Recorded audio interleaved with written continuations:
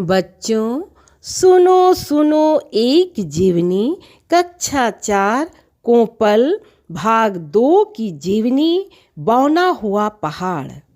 इसमें पर्वत पुरुष दशरथ माझी की जीवनी के बारे में बताया गया है। तो आइए बच्चों हम लोग सुने बौना हुआ पहाड़। क्या आपने कभी सुना है कि कोई व्यक्ति अकेले ही पहाड़ तोड़ दे? शायद आपने कहानियों में सुना हो या किसी फिल्म में भी देखा हो, लेकिन कोई व्यक्ति ऐसा काम करे आसानी से विश्वास नहीं होता है ना। एक ऐसे ही व्यक्ति हैं दशरथ माझी। दशरथ माझी गया जिले के एक गांव गहलौर में रहते थे। वे बहुत ही मेहनती और दृढ़ निश्चयी थे। राजगीर की पर्वतमाला का एक भाग गया जिले के तक फैला हुआ है। इसी पहाड़ी के नीचे एक छोटा सा गांव है गहलौर। गहलौर और आसपास के अन्य गांवों के लोग पैदल ही वजीरगंज बाजार जाया करते थे। किसी तरह के वाहन से पहाड़ की घाटी को पार करना मुश्किल था। रास्ता इतना संकरा था कि सिर पर सामान रखकर पैदल भी उस रास्ते से होकर नहीं जाया जा सकता था। दशरथ माझी ने घाटी के इस तंग रास्ते को चौड़ा करने का पक्का इरादा किया। दशरथ माझी का जन्म 1930 ईस्वी के आसपास हुआ। पूरा जीवन अभाव में बीता। किसी भी विद्यालय में वे शिक्षा नहीं ग्रहण कर सके। युवा होने तक पर इनका विवाह फगुनी देवी के साथ हुआ। गांव के ही एक किसान के यहाँ हल जोतकर और मजदूरी करके वे परिवार का भरण पोषण करते थे। खेतों में काम करने में उनकी पत्नी भी साथ देती थी। एक बार दशरथ माझी घाटी पार जंगल में लकड़ी काटने गए। दोपहर हो चली। पत्नी को चिंता होने लगी, शायद वे प्यासे होंगे। मिट्टी के एक बर्तन में पानी लिया और वे दशरथ माझी के पास चल दी। लेकिन यह क्या, घाटी के संकरे रास्ते में उनका घड़ा फंस गया। घड़ा जमीन पर गिर गया।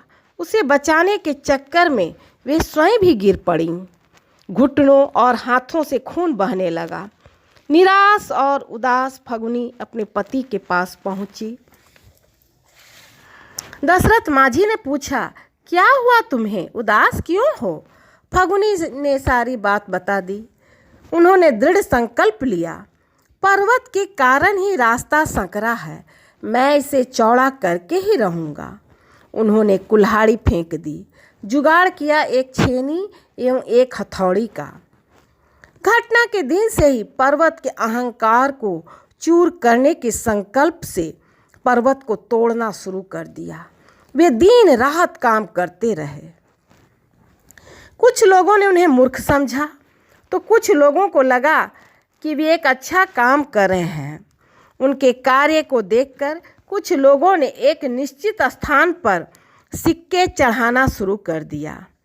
जब कुछ पैसे जमा होने लगे तो दशरथ माझी ने उन सिक्कों से कोयला खरीदा। कोयला जलाकर वे चट्टान गर्म करते तथा गर्म चट्टान पर ठंडा पानी डाल देते। इससे चट्टानें नरम हो जाती थीं या उसमें दरार पड़ जाती थीं, जिन्हें काटना उनके लिए आसान हो जाता। 22 वर्षों तक दिन रात मेहनत की। उन्होंने 360 फुट लंबा, 30 फुट चौड़ा और 25 फुट ऊंचाई तक घाटी काट कर ही दम लिया।